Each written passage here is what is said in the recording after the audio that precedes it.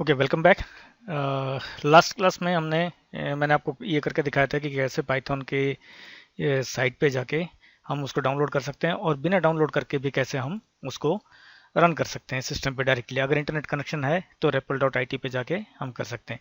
तो आज मैंने आपको दिखाऊंगा कि इंस्टॉलेशन के लिए हमें कौन से फाइल्स चाहिए ताकि सिस्टम पे इंस्टॉल हो और परमानेंटली हमारे पास वो फाइल्स जो भी हम फाइल्स क्रिएट करें डेस्कटॉप पे ऑफलाइन भी अवेलेबल हो।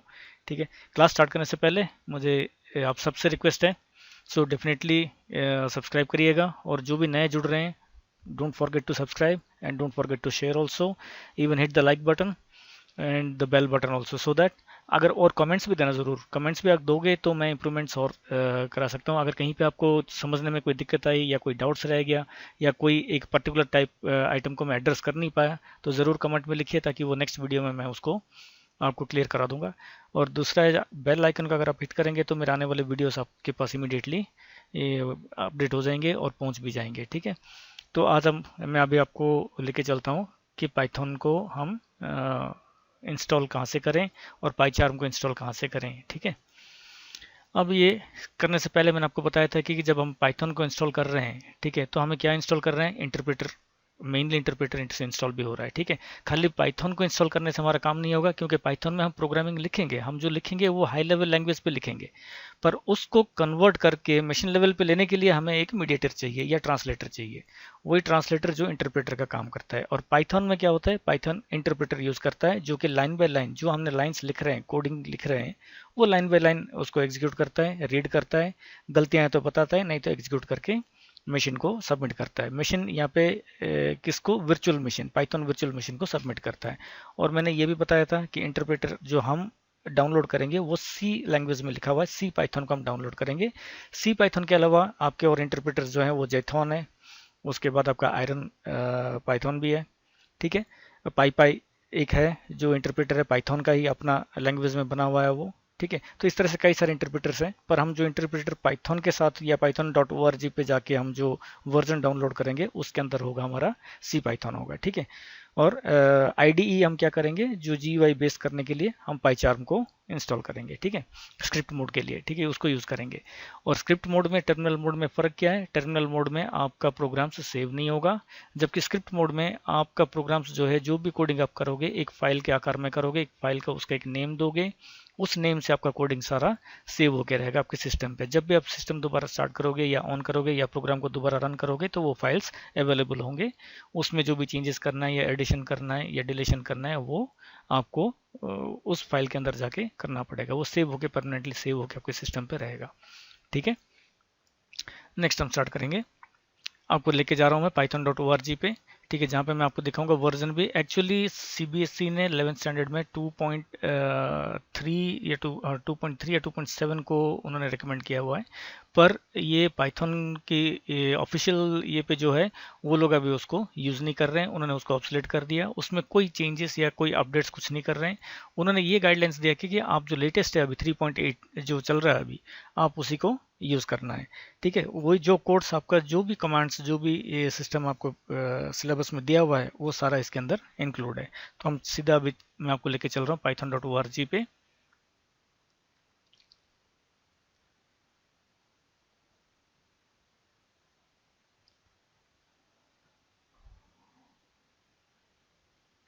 अब ये देखिए python.org पे मैं लेके आया हूँ। अब यहाँ पे डाउनलोड्स है, डाउनलोड्स पे जब आप माउस लेके जाओगे तो ये आपको दिखा रहा है डाउनलोड फॉर विंडोज 3.8.3, ये वर्जन अब चल रहा है लेटेस्ट। ठीक है, अब इस पर आप क्लिक करोगे।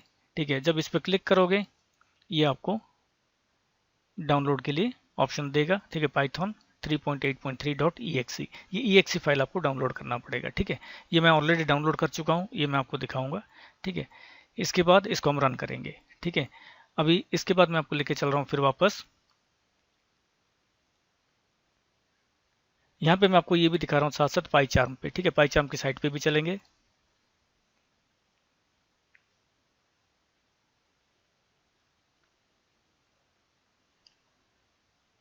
अब ये पाईचार्म की साइट है।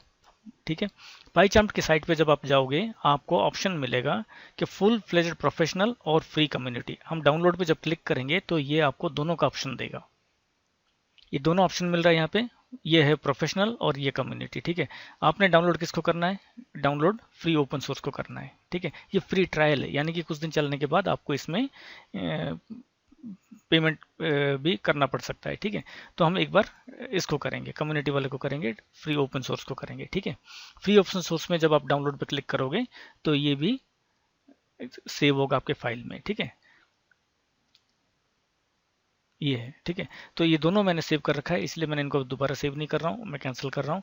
आपको मैं लेके जाऊँगा जहाँ पे मैंने सेव किया हुआ है, वो दिखाऊंगा मैं आपको। ठीक है, अब यहाँ पे मैंने ये python.exe ये जो है, ठीक है, ये फाइल पाइथन का है, और पाईचार्म कम्युनिटी वाला ये है। मैंने प्रोफेशनल और कम्युनिटी दोनों डाउनलोड कर रखा है, पर इंस्टॉल मैंने कम्युनिटी वाला कर रखा है। ठीक है, तो कम्युनिटी को भी मैंने डाउनलोड।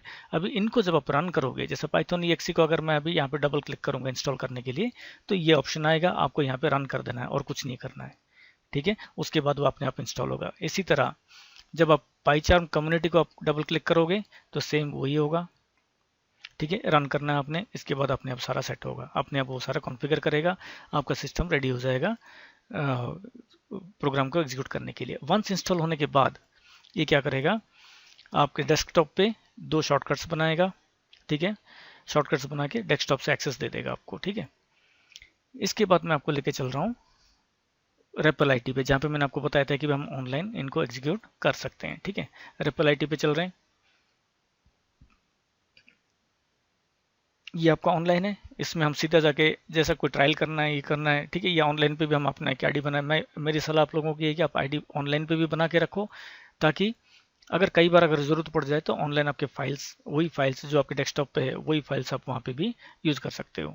ठीक है, उनको जो फाइल्स आप डेस्कटॉप पे बना रहे हो या जो कोडिंग आप डेस्कटॉप पे कर रहे हो, वही कोडिंग का एक कॉपी आपका यहाँ पे भी रह सकता है। ठीक है, तो हम इसमें क्या करना है, इसमें एक तो साइन अप करोगे, आईडी बनाओगे, या बिना आईडी के अगर आपने करना है, जस्ट ट्रायल देखनी है, तो आप स्टार्ट कोडिंग में जाके सीधा स्टार्ट कर सकते हो। जब स्टार्ट कोडिंग पे क्लिक करोगे तो यहाँ पे डिफरेंट डिफरेंट लैंग्वेजेस दिखाएगा, जो लैंग्वेज में आपको चाहिए वो लैंग्वेज को क्लिक करने के बाद उसका इंटरप्रेटर या कंपाइलर एक्टिवेट हो जाएगा।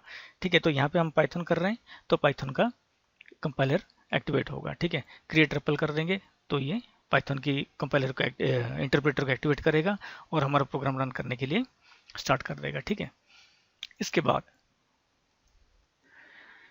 मेन चीज़ है, अब हम धीरे धीरे प्रोग्रामिंग की तरफ जा रहे हैं। ठीक है, तो प्रोग्रामिंग करने से पहले एक चीज़ ज़रूरी है, जब आप स्टार्टिंग बेस पे होते हो, जब आप सीखते हो, ठीक है, आपको 4 चीज़ें ध्यान में रखना है। एक अच्छा प्रोग्रामर बनने के लिए, एक अच्छा डेवलपर बनने के लिए उसकी 4 निशानियाँ होती है। ठीक है, वो क्या क्या है? पहला तो है टर्म्स, दूसरा है डाटा टाइप्स, तीसरा है एक्शंस, और चौथा है बेस्ट प्रैक्टिस। ठीक है, टर्म्स क्या है? टर्म्स, हर लैंग्वेज का अपना टर्म्स होता है, चाहे वो पाइथन हो, जावा हो, सी प्लस प्लस हो, ठीक है, आडा हो, पास्कल हो या फोर्ट्रान हो, उनका एक टर्म्स होता है, उनमें कुछ कीवर्ड्स होते हैं। ठीक है, वो कीवर्ड्स को आपको जानना पड़ेगा। सारे में सेम कीवर्ड्स नहीं मिलेगा, कुछ एक कीवर्ड सेम हो सकते हैं, कुछ एक आपको अलग मिलेगा। उनकी डेफिनेशंस के बारे में थोड़ा सा आइडिया लेनी पड़ेगी, ताकि आप उन टर्म्स को सही तरह से सही जगह पे इस्तेमाल कर सको। उसके बाद है सेकंड में आपका डाटा टाइप्स। डाटा टाइप्स में क्या होगा? डाटा टाइप्स के अंदर आपको हर लैंग्वेज का अलग अलग कैपेबिलिटी से डाटा को हैंडल करने का। यहाँ पे डाटा क्या है? इंफॉर्मेशन है। जिन इंफॉर्मेशन को या जिन इनपुट्स को लेके हम आउटपुट निकालना है, वो सारे डाटा टाइप्स हैं। ठीक है, तो इन्फॉर्मेशन हमारे पास या तो न्यूमेरिक्स में आ सकता है या टेक्स्ट में आ सकता है, या combination of numerics and text भी हो सकता है। ठीक है, तो इन चीज़ों को कैसे हैंडल करना है, हर लैंग्वेज ने अपना अपना तरीका बताया हुआ है। तो वो जो चीज़ें हैं, ठीक है, डाटा को पहचानने के लिए, इन्फॉर्मेशन को पहचानने के लिए जो कीवर्ड्स वो यूज़ करते हैं या जो टर्म्स वो यूज़ करते हैं, वो डाटा टाइप्स के अंदर में आता है। जैसे नंबर्स को कैसे हैंडल करना है। अब नंबर्स में भी छोटे से छोटा नंबर भी हो सकता है, बड़े से बड़ा नंबर भी हो सकता है, डेसिमल पॉइंट्स भी हो सकते हैं, डेसिमल पॉइंट्स में भी छोटा नंबर हो सकता है, डेसिमल पॉइंट्स में भी बड़ा नंबर हो सकता है। टेक्स्ट हो सकता है, टेक्स्ट में सिंगल लाइन हो सकता है, सिंगल वर्ड हो सकता है, सिंगल कैरेक्टर हो सकता है, एक पैराग्राफ हो सकता है, पेज हो सकता है। तो इस तरह से कई चीज़ें हैं जो हमें प्रोग्राम लिखने के टाइम पे ज़रूरत पड़ेगी। तो उन चीज़ों को नज़र में रख के हमें हमारे प्रोग्राम को सेट करना पड़ेगा, यानी कि प्रोग्राम के अंदर डाटा टाइप्स को यूज़ करनी पड़ेगी। ठीक है, हमें अगर छोटा नंबर यूज़ करना है तो किस टाइप का डाटा टाइप को हम यूज़ करेंगे, अगर बड़ा नंबर के साथ अगर हम डील करना है तो किस टाइप का करना पड़ेगा, कॉम्प्लेक्स नंबर के साथ यूज़ करना है या कॉम्प्लेक्स मैथमेटिक्स के साथ अगर हमारा प्रोग्रामिंग है तो हम किस तरह से डाटा टाइप्स को यूज़ करेंगे। तो ये सारा हमें, हर लैंग्वेज का अपना अपना डाटा टाइप्स होता है, सारे लैंग्वेजेस के सेम डाटा टाइप्स नहीं होते हैं। किसी की कैपेबिलिटीज, ये डिपेंड करता है उस लैंग्वेज के ऊपर। तो उसने किस टाइप के नंबर्स को या किस टाइप के टेक्स्ट को ये कितने बड़े नंबर्स तक डील करता है या कितने बड़े टेक्स्ट डील कर पाता है, ये सारा उनके लिमिटेशंस हैं। ठीक है, उसके बाद आता है तीसरे पॉइंट पे एक्शंस। एक्शंस क्या है? एक्शंस वो है डाटा टाइप्स के अलावा जब हम प्रोग्राम लिखते हैं, हम प्रोग्राम किस लिए लिखते हैं? हम प्रोग्राम में कुछ कोड करते हैं, कोड करने के बाद सिस्टम को, इंटरप्रेटर को सबमिट करते हैं, इंटरप्रेटर उसको डिकोड करता है, डिकोड करके मशीन लेवल लैंग्वेज में कन्वर्ट होने के बाद उसका रिजल्ट स्क्रीन के ऊपर आता है। यानी कि यहाँ पे एक एक्शन हो रहा है। ठीक है, अगर मैं 3+5 कर रहा हूँ तो प्लस के एक्शन हो रहा है। यहाँ पे 3 और 5 दो नंबर है और जो ऑपरेटर है वहाँ पे वो प्लस है, तो यहाँ पे एक एक्शन हो रहा है कि भाई इन दोनों को प्लस करना है। तो इस तरह एक्शंस कई तरह के होते हैं। तो हर लैंग्वेज में उनका अपना एक सेट ऑफ एक्शंस, पहले से बनी बनाई एक्शंस होते हैं उसमें, उनको हम फंक्शंस कहते हैं या मेथड्स कहते हैं। ठीक है ना, कुछ बनी बनाई मेथड्स होते हैं, लाइब्रेरी फंक्शंस होते हैं, जिसके अंदर क्या होता है, हमें सारे के सारा कोडिंग करना नहीं पड़ता है, हमें बहुत सारी मदद मिल जाती है उन प्री डिफाइंड फंक्शन से, प्री डिफाइंड मेथड से या प्री डिफाइंड एक्शन से। हमें ये सिर्फ ये पता होना चाहिए कि इस टाइप का एक्शन इसमें अवेलेबल है। हमें सारे एक एक एक्शन को जाके हम ना याद करेंगे, ना एक एक एक्शन को जाके एग्जीक्यूट करेंगे, वो चीज़ नहीं करेंगे। प्रोग्रामिंग सीखने का तरीका क्या है कि अगर आप सोचोगे मैंने प्रोग्रामिंग का हर एक पहलू पे पहले पढ़ूं, पहले समझूं, फिर करूं, तो आपको सालों लग जाएंगे, आप सीख नहीं पाओगे। इसका एक ही तरीका है, आप करना शुरू करो, जैसे जैसे ज़रूरत पड़ती जाएगी, आपको पता है भाई इतने एक्शन के, इसका एक्शन का एक लाइब्रेरी है, उस लाइब्रेरी के अंदर मैथ फंक्शंस है, स्ट्रिंग फंक्शंस है, टेक्स्ट के ऊपर बेस्ड फंक्शंस हैं, तो उनको जहाँ पे जैसे हमें ज़रूरत पड़ेगा उस हिसाब से हम उसको सॉर्ट आउट कर सकते हैं और उस हिसाब से हम उसको एग्जीक्यूट भी कर सकते हैं, यूज़ कर सकते हैं। ये चीज़ें जानना ज़रूरी है कि ये चीज़ें अवेलेबल है आपको। उसके बाद आते हैं फाइनली बेस्ट प्रैक्टिसेस। कोई भी लैंग्वेज हो, प्रोग्रामर जब लैंग्वेज को सीखता है या करता है, दो टाइप के प्रैक्टिस होते हैं, एक बैड प्रैक्टिस, एक गुड प्रैक्टिस। ठीक है ना, बैड प्रैक्टिस क्या है कि आपका वेरिएबल डिक्लेरेशन या फंक्शन डिक्लेरेशन या मेथड डिक्लेरेशन या आइडेंटिफायर्स ये कोई सिस्टमैटिक ऑर्डर पे नहीं होगा, या सिस्टमैटिक जो डिक्लेरेशन की नॉर्म्स को फॉलो करना है वो फॉलो नहीं होगा। आपने एक्स लिख दिया, वाई लिख दिया, आपको पता है कि भी आपने एक्स क्यों लिखा है, वाई लिखा है, पर अगर वो प्रोग्राम, अगर कोई और प्रोग्रामर उसको पढ़ने लगेगा तो कंफ्यूज होगा, भाई एक्स किस लिए लिया गया, वाई किस लिए लिया गया, डाउट्स होंगे, क्लैरिटी नहीं होगा, वो बैड प्रैक्टिस है। बेस्ट प्रैक्टिसेस के अंडर में क्या आता है, आपने जब एक प्रोग्राम डेवलप कर रहे हो या प्रोग्राम लिख रहे हो, एक प्रॉब्लम को सॉल्व कर रहे हो, वो प्रॉब्लम का हर पहलू उसमें एड्रेस होगा, डॉक्यूमेंटेशन प्रॉपर होगी, आपने वेरिएबल्स, मीनिंगफुल वेरिएबल्स यूज़ किए होंगे, जो नेम्स दिए होंगे, वेरिएबल्स का जो नेम आप दोगे या आइडेंटिफायर्स का जो नेम दोगे वो मीनिंगफुल होगा। ठीक है, ये बेस्ट प्रैक्टिसेस के अंडर में। उसके बाद हम देखेंगे डाटा टाइप। यहाँ से आपका मेन जर्नी शुरू है, क्योंकि हर प्रोग्राम स्टार्ट करने से पहले हमारा इंपॉर्टेंट चीज़ जो है वो डाटा टाइप से। पाइथन के अंदर जो कोर डाटा टाइप्स है वो इतने सारे डाटा टाइप्स को डील करता है।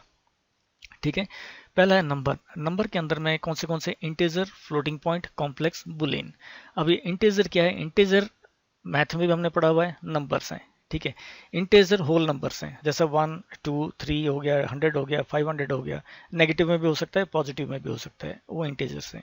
फ्लोटिंग पॉइंट कौन से होंगे? जो डेसिमल के साथ डील करेंगे। ठीक है, हम इनकी लेंथ देखेंगे, बड़े से बड़ा नंबर क्या है, छोटे से छोटा नंबर क्या है, ये अलग से हम देखेंगे, वो प्रोग्राम के अंदर जाकर देखेंगे कैपेबिलिटीज क्या है। ठीक है, उसके बाद आता है कॉम्प्लेक्स।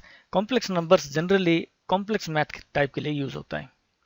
ठीक है ना, कॉम्प्लेक्स मैथ के ऊपर जब हम करेंगे तो कॉम्प्लेक्स मैथ के लिए कॉम्प्लेक्स डाटा टाइप्स भी पाइथन के अंदर है, जो कि पहले कुछ लैंग्वेजेस में अलग से नहीं था। ठीक है ना, इन्होंने अभी कॉम्प्लेक्स को अलग से मेंशन कर दिया ताकि आपको पता है कि भाई हाँ ये कॉम्प्लेक्स मैथ्स मुझे यूज़ करना है, तो कॉम्प्लेक्स टाइप के डाटा में जाएंगे, जो कि बहुत रेयर है, बहुत कम यूज़ होता है। नॉर्मली साइंटिफिक या इंजीनियरिंग टाइप के प्रोग्राम्स में ये डाटा टाइप्स यूज़ होता है, क्योंकि पाइथन बना हुआ है साइंटिफिक और नॉन साइंटिफिक दोनों के लिए बना हुआ है। ठीक है, तो इसलिए ये डाटा टाइप इसमें इंक्लूड किया गया है।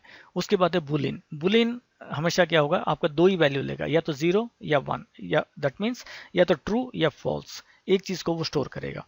नॉर्मली ट्रू फॉल्स हमें प्रोग्राम में यूज़ होता है जब हम कोई कंडीशंस चेक करते हैं, कई बार यूज़ करते हैं कि अगर ये चीज़ है तो आगे क्या करना है। दैट मीन्स हमारा सीक्वेंस ऑफ एग्जीक्यूशन जो है स्टेटमेंट्स, वो कई बार हम बुलियन डाटा टाइप के ऊपर डिपेंड करके एग्जीक्यूट करते हैं, डिसीजन लेते हैं, भाई इसको चलाना है या नहीं चलाना है, ये मॉड्यूल को ऐड करना है या नहीं करना है, या इग्नोर करना है।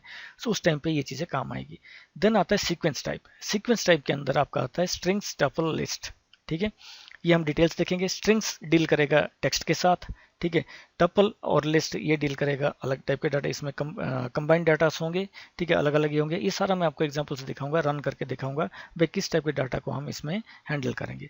इनके अलावा आपके पास है सेट्स है, उसके बाद मैपिंग के अंदर डिक्शनरी टाइप के डाटा टाइप है, ठीक है। तो ये सारी चीज़ इसमें से हम देखेंगे जो आपके सिलेबस के अंदर में है, उन डाटा टाइप्स को हम डिटेल देखेंगे और उनको लेके प्रोग्रामिंग भी स्टार्ट करेंगे, ठीक है। तो आज के टॉपिक में मेन चीज़ हम कवर करने वाले हैं डाटा टाइप्स के integer part, floating point part cover करेंगे, पहले कवर करेंगे। वीडियो अगर मैं पूरा कवर करूंगा तो वीडियो बहुत लंबा लेंदी हो जाएगा, तो मैं क्या करूंगा, इसको 2-3 पार्ट में कवर करूंगा ये सारे डाटा टाइप्स। उसके बाद हम प्रोग्राम की तरफ जाएंगे और जैसे जितने जितने डाटा टाइप हम कवर करेंगे उतने डाटा टाइप के ऊपर बेस करके प्रोग्राम्स भी बनाएंगे, प्रोग्राम्स का एग्जाम्पल भी हम देखेंगे ज़रूर, ठीक है। हम चलते हैं अभी वहीं REPL.IT पे चलते हैं ताकि मैं आपको डाटा टाइप्स के बारे में बता पाऊँ। अब डाटा टाइप मेनली क्या है, to store information and to modify the information. Process के टाइम पे वो मॉडिफाई भी हो सकता है, उसका वैल्यू भी चेंज हो सकता है, ठीक है। इन्फॉर्मेशन की वैल्यू जो है वो जरूरत पड़े तो चेंज करना पड़े तो चेंज करना भी पड़ेगा, अगर नहीं कांस्टेंट रखना है तो भी हम कांस्टेंट उसको रख सकते हैं, ठीक है। अब मैं आपको दिखा रहा हूँ इंटीजर टाइप का, ठीक है। इंटीजर हम स्टार्ट करेंगे पहले इंट से और स्टार्ट करेंगे फ्लोट। ये दो टाइप का मैं डाटा आपको दिखाऊंगा, ठीक है। अब इसमें एक चीज़ है, मैंने आपको पहले भी बताया था कि हमको जब कमेंट लिखना होता है, कमेंट्स क्या है, comments are non executable statements, जो कि हम सिंगल लाइन अगर कमेंट लिखना है तो हैश से हम स्टार्ट करेंगे, ठीक है। तो ये दोनों को मैंने हैश दिया, यानी कि इन दोनों के बारे में हम देखेंगे भाई इंटीजर क्या है और इंट को कैसे हम ये करना है। अगर मान के चलिए मैंने प्रिंट 5 लिख दिया, ठीक है, और मैं इसको रन कर रहा हूँ, प्रिंट 5 लिखा और मैंने रन कर दिया, तो आंसर क्या आ गया, 5 आ गया। अब ये 5 है क्या, ये 5 नंबर है, ठीक है। अब ये कंफर्म कैसे होगा कि भाई पाइथन ने इसको एज ए नंबर ही ट्रीट कर रहा है, ठीक है। इसको जानने के लिए एक फंक्शन है, जो फंक्शन हमें बताया गया कि भाई ये डाटा टाइप जो है या जो इन्फॉर्मेशन है ये इसका टाइप क्या है, इस डाटा का, इस इन्फॉर्मेशन का टाइप क्या है।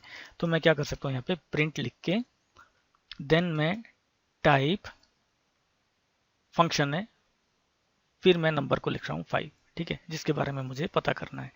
अब मैंने इसको अगर एग्जीक्यूट करूंगा तो क्या आंसर आएगा, हम देखते हैं। देखिए क्या दिया, क्लास इंट। क्लास एक बार हम देखेंगे, क्लास का जब डाटा टाइप्स आएगा उसके अंदर हम जाके देखेंगे क्लास क्या है और कैसे बनाते हैं। पर ये जो 5 दिखा रहा है, ये 5 किस टाइप का है, इंटीजर का है, ठीक है। मैंने आपको पहले ही बोला था इंटीजर होल नंबर्स होंगे, ठीक है।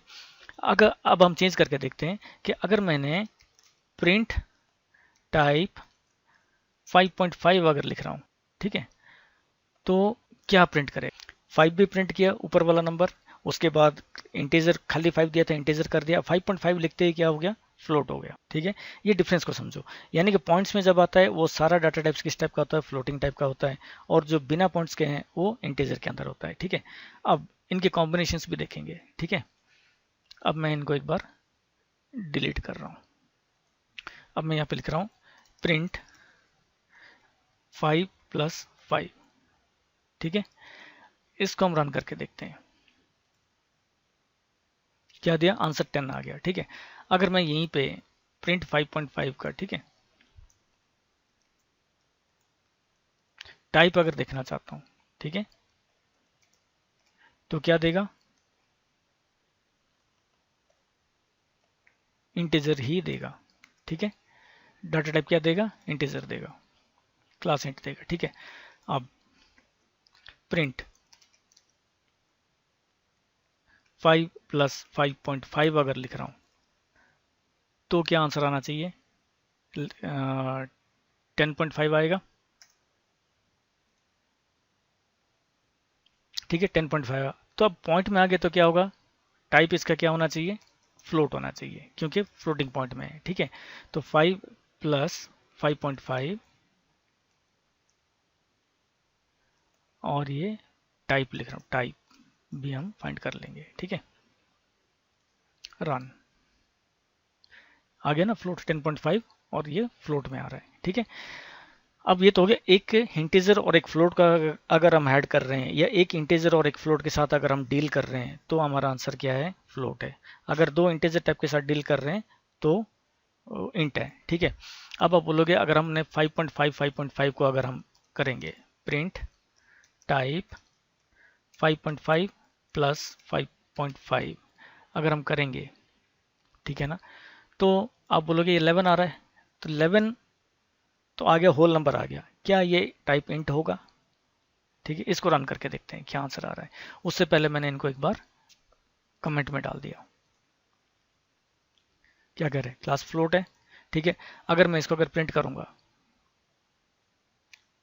ठीक है, यहाँ पे मैं प्रिंट कर रहा हूँ 5.5 प्लस 5.5, तो नंबर क्या आएगा, देखो 11 आएगा या 11.0, देखो 11.0 आ रहा है, इसलिए इसका आंसर जो टाइप है वो फ्लोट में है। यानी कि कोई भी नंबर हो, अगर हम फ्लोट के साथ अगर डील कर रहे हैं तो फाइनल आंसर फ्लोट ही होगा। ठीक है, अब आप एक और एग्जांपल हम देखते हैं इसी के ऊपर बेस करके।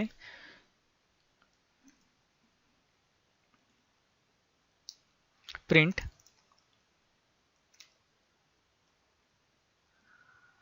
5/2, ठीक है, और उसके बाद प्रिंट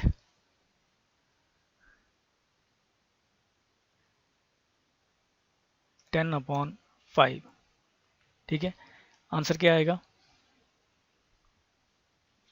2.5 2.0।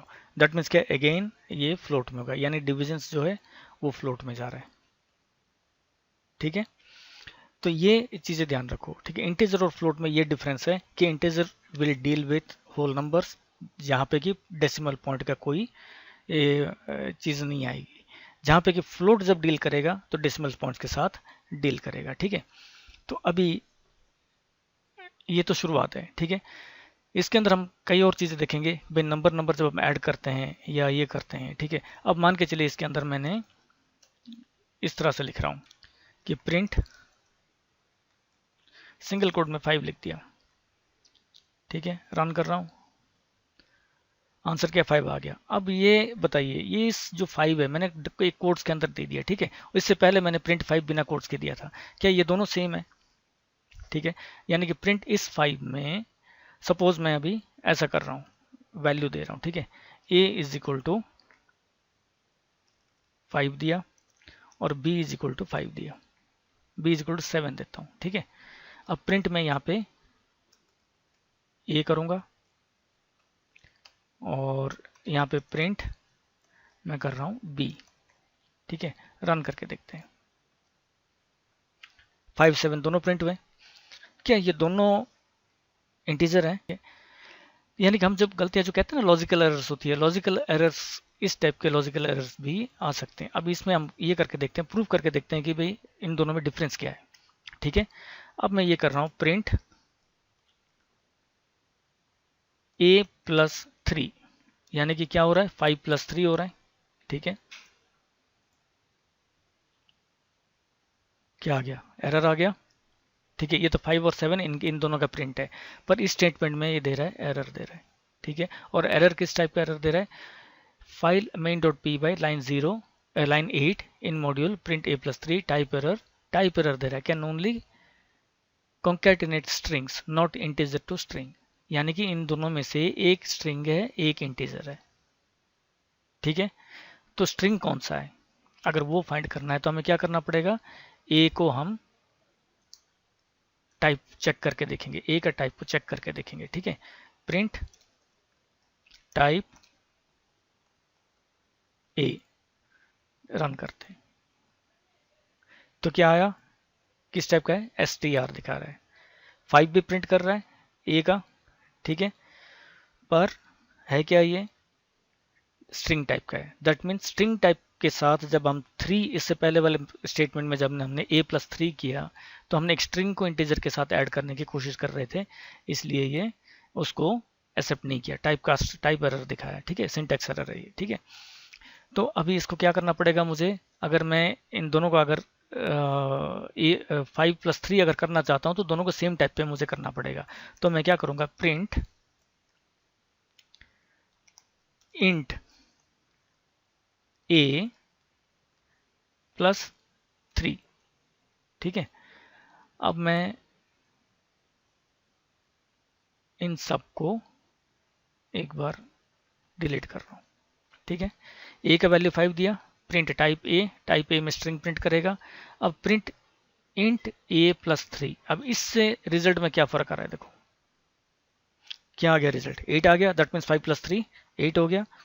अब ये 8 हुआ कैसे, 8 कैसे हुआ? अब यहाँ पे मैंने क्या किया, जो ए था आपका, जो ये पहले बताता था कि भी ये स्ट्रिंग फॉर्मेट में है, उस स्ट्रिंग को मैंने क्या करा, इंटीजर में कन्वर्ट कर दिया। यानी कि यहाँ पे मैं टाइप कास्ट कर रहा हूँ, इसको हम कहते हैं टाइप कास्ट। ठीक है, टाइप कास्ट कर रहा हूँ। टाइप कास्ट मीन्स एक फॉर्मेट से दूसरे फॉर्मेट को मैं ट्रांसफर कर रहा हूँ। ठीक है, स्ट्रिंग फॉर्मेट को मैंने इंटीजर फॉर्मेट में चेंज करके, और जो मुझे प्लस करना है, मैथमेटिकल ऑपरेशन करना है, उस चीज को मैंने ऐड कर रहा हूँ। ठीक है, इसको हम उल्टा करके देखते हैं। हम क्या करेंगे, टाइप कास्ट करेंगे 3 को। ठीक है, प्रिंट ए को वैसे ही रखेंगे प्लस, टाइप कास्ट मतलब क्या है, str3। अब मैं इसको यहाँ पे इस तरह से कर रहा हूँ, तो ये देखेंगे क्या आंसर आएगा इसका। ठीक है, क्या आया 53। दैट मीन्स यहां से एक इंफॉर्मेशन हमें ये मिल रहा है कि अगर हमारा नंबर दिखने में तो वो नंबर है, अगर वो स्ट्रिंग के फॉर्मेट में है तो वो मैथमेटिकल ऑपरेशंस नहीं करेगा, किसी तरह के भी मैथमेटिकल एक्सप्रेशंस उस पर लागू नहीं होगा, वो सिर्फ जुड़ के आएंगे। ठीक है, 5 प्लस 3 मतलब 53। फिर दिखने के लिए 53 है, but it is not actually with the mathematical properties, इसकी वैल्यू 53 नहीं है। ये 5 और 3 दो टेक्स्ट हैं, दो टेक्स्ट फॉर्मेट हैं। ठीक है, इसमें हमें किसी तरह का भी मैथमेटिकल प्रॉपर्टीज को एग्जीक्यूट नहीं कर सकते हैं इसके अंदर। ठीक है, ये चीज आपने ध्यान रखना है।